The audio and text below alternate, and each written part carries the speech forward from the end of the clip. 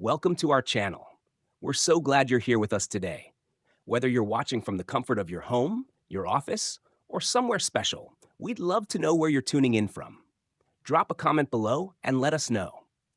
If you enjoy the story, don't forget to hit that subscribe button so you can be the first to catch our next incredible tale tomorrow. We have something truly special lined up, and you won't want to miss it. Stay tuned, get comfortable, and let's dive into today's story. Flight attendant spots human trafficking signal. Here's what happened. Ethan Montgomery, a seasoned flight attendant with over 10 years of experience, moved swiftly down the aisle of the Boeing 737. The hum of the plane was soothing as passengers settled into their seats, some eagerly anticipating their trip from New York to Los Angeles, others fatigued from the long day of travel. Ethan, however, wasn't just focused on his routine duties. He was constantly alert, his eyes scanning the cabin with the sharpness of someone who had seen it all. At 30, he had managed thousands of flights, each with its own set of challenges, but today something felt different. As he moved down the narrow aisle, his polished shoes squeaking faintly against the plush carpet, Ethan's gaze landed on a girl sitting in row 15. Lucy, a 16-year-old with long dark hair that cascaded over her face, sat stiffly in her window seat, her eyes darting nervously around the cabin. Beside her sat a man, Peter, who appeared to be in his mid-40s. His manner was strange, possessive almost, his hand resting firmly on Lucy's arm. To anyone else, the scene might have seemed ordinary, but to Ethan, it was a red flag. There was a tension in Lucy's posture, a nervous energy that didn't fit with the calm of the other passengers. Her quick glances toward the aisle, the way her body seemed to shrink away from Peter's touch. Ethan knew this wasn't just a father and daughter traveling together. Something wasn't right. He approached row 15, offering his usual friendly smile. "Can I get you something to drink?" Peter barely looked up, muttering a request for water. His attention was fully on the girl beside him. Ethan turned to Lucy, who avoided making eye contact, her hands trembling slightly as she reached out for the drink. That was when it happened. As Lucy's hand brushed against his, she made a subtle but unmistakable gesture, her thumb curling into her palm, a signal Ethan had learned during his recent training on human trafficking. The message was clear, and Ethan's heart skipped a beat. This was the silent cry for help. It was all the confirmation he needed, but Ethan wasn't going to rush. Misreading this could lead to disastrous consequences. He needed to be sure, and most importantly, he needed to act carefully. Without drawing attention to himself, he kept his voice low and asked, "Everything okay?" Lucy's lips trembled as she gave a faint nod. Ethan's mind raced as he continued his routine, all the while planning his next steps. As the flight continued, the tension in the cabin seemed to grow heavier. Ethan pushed the beverage cart down the aisle once again, his eyes constantly flicking toward row 15. Lucy was still sitting there, stiff and tense, her gaze fixed on the seat in front of her, never once looking up. Peter, the man sitting next to her, hadn't relaxed. His hand was still firmly planted on Lucy's arm, as if marking his territory, keeping her confined. Ethan could feel his pulse quicken, but he kept his expression neutral, pushing the cart smoothly with practiced ease. When he reached row 15, he offered his usual polite smile, trying to sound as casual as possible. "Can I get you something to drink?" Peter glanced up, nodding briefly before turning his attention back to his phone. "Water," he muttered in a clipped tone, as though he had somewhere else to be, or maybe he just didn't care. Ethan then turned to Lucy. Her hands were trembling slightly, and she barely made eye contact, her eyes darting down to the tray table in front of her as though trying to disappear into it. "How about you, miss?" Ethan asked, keeping his voice soft and friendly. Lucy didn't respond right away, her fingers stiffly reaching for the drink. Ethan held the soda can just a little longer than necessary, hoping to catch her attention. When she touched the can, he felt it, just the faintest motion. Her thumb curled inward, a quick, almost imperceptible gesture. It wasn't an accident. Ethan had seen this before during his training. He knew the signal. It was the sign of distress, the silent cry for help that could not be ignored. His heart raced, but he kept his calm exterior, leaning closer to Lucy, lowering his voice so only she could hear. "Everything okay?" he whispered, his eyes locking with hers for a brief moment. Lucy's lips quivered as she nodded just enough to confirm that she was in trouble. Ethan's stomach tightened, but he knew he had to stay composed. Every second counted.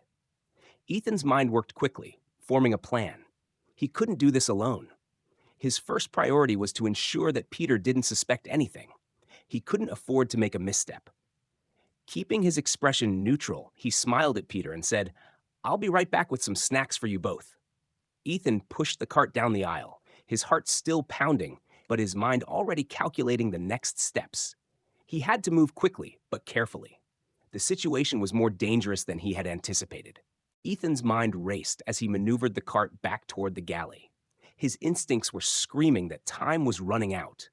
He couldn't shake the image of Lucy's trembling hands and the subtle but unmistakable signal she had given him. Her silent cry for help haunted him, urging him to act before it was too late. But what could he do? He needed to be sure, and he needed help. Misreading this could lead to disaster, so he had to tread carefully. In the rear galley, Ethan pulled his colleague Maya Ramirez aside, trying to mask his rising anxiety with a calm demeanor. "Cover for me for a minute," he whispered, his voice low. Maya, a seasoned flight attendant with a no-nonsense attitude, raised an eyebrow at his urgency. "Everything okay?" she asked, concern flashing across her face. Ethan nodded, but the uncertainty in his eyes was unmistakable. "I'm not sure yet," he admitted. "I think we might have a situation in row 15. The girl gave me the trafficking signal." Maya's expression changed instantly. She didn't hesitate. "Are you serious?" she asked, her voice barely above a whisper. Ethan nodded grimly. "Dead serious," he replied. Maya's eyes widened, but she didn't waste time. "Okay, I'll keep an eye on that row," she said, her voice calm and focused. "Be careful, Ethan." Ethan gave a sharp nod before stepping toward the back of the plane, slipping into the bathroom to send a coded emergency message to the cockpit. His fingers trembled as he typed, his mind racing with the possibilities of what could go wrong. The seconds felt like hours as he quickly typed out the details, making sure to keep the message clear and concise. After sending it, he quickly returned to the galley to check for any sign of a response. Within moments, the familiar voice of Captain Evelyn Rodriguez crackled over the intercom. "Ethan, I've got your alert," she said, her tone steady and professional. "We've contacted air traffic control. Ground authorities will meet us in Las Vegas." The captain's voice was reassuring, but Ethan couldn't shake the feeling of dread building in his chest. "Stay calm," Captain Rodriguez added, her words meant to ease him. "We can't afford to spook him. Just keep things discreet." Ethan exhaled slowly, trying to steady his nerves. He had to be patient. Every move, every word had to be precise. As he moved back into the cabin, he reminded himself he was Lucy's only chance at getting out of this safely. As Ethan re-entered the cabin, his pulse was still racing, but he knew he had to stay focused. Time was slipping away, and every moment felt like a lifetime. He scanned the aisle, keeping his expression neutral, but his eyes kept flicking back to row 15. Peter was still there, his hand possessively on Lucy's arm, his demeanor growing more restless. Ethan could sense the tension building. Peter was starting to become suspicious, shifting in his seat, his gaze sweeping the cabin, as if sensing something was wrong. Ethan couldn't afford for him to catch on. That's when he noticed Rebecca Green, a teacher seated across the aisle from Lucy, her sharp eyes fixed on the situation. Rebecca had been quietly observing since takeoff, and her instinctive understanding of children had told her something wasn't right long before Ethan even noticed. As Ethan walked by, he saw Rebecca's jaw tighten, and her eyes met his. Without saying a word, she subtly nodded, confirming what Ethan had feared all along. She had seen it too. Ethan approached her and leaned in, his voice low enough that only she could hear. "Stay alert," he whispered, his words sharp with urgency. "I may need your help." Rebecca's eyes flickered with determination. She didn't hesitate for a second. "Just say the word," she replied quietly, her voice steady despite the rising tension in the cabin. Ethan's heart skipped a beat. He had an ally now, someone who understood the gravity of the situation. As he moved back toward the galley, his mind worked at lightning speed. The plan was coming together, but it wasn't foolproof. There was always the chance that something could go wrong, that Peter might escalate the situation. The pressure was mounting, and Ethan knew they didn't have much time. Every second that passed was another moment that Lucy was in danger. From his position in the galley, Ethan could see the way Peter was starting to grow increasingly agitated, his grip on Lucy's arm tightening as his patience wore thin. Ethan knew the time to act was fast approaching. He glanced back at Maya, who gave him a quick nod, confirming that everything was ready. They were as ready as they could be. Ethan took a deep breath and steeled himself for what came next. It was all about staying calm and executing the plan flawlessly. There was no turning back now. The tension in the cabin was palpable. Ethan could feel it building as he glanced toward row 15 once again. Peter's behavior was growing more erratic. His grip on Lucy's arm had tightened, and the anger in his eyes was evident. Ethan knew they were running out of time. The man was getting suspicious, and if he realized that something was off, things could escalate in an instant. The plan had to be executed perfectly, or the consequences could be disastrous. Ethan's mind was working at full speed, each second feeling like it could be their last. He turned to Maya, who was standing nearby, watching the situation unfold. "We need to move now," Ethan said, his voice low but urgent. Maya, ever the professional, didn't hesitate. She nodded once, her eyes locked on the situation in row 15. "I'm with you," she said, her voice steady but laced with determination. Ethan exhaled slowly, a brief moment of relief passing through him. They were in this together.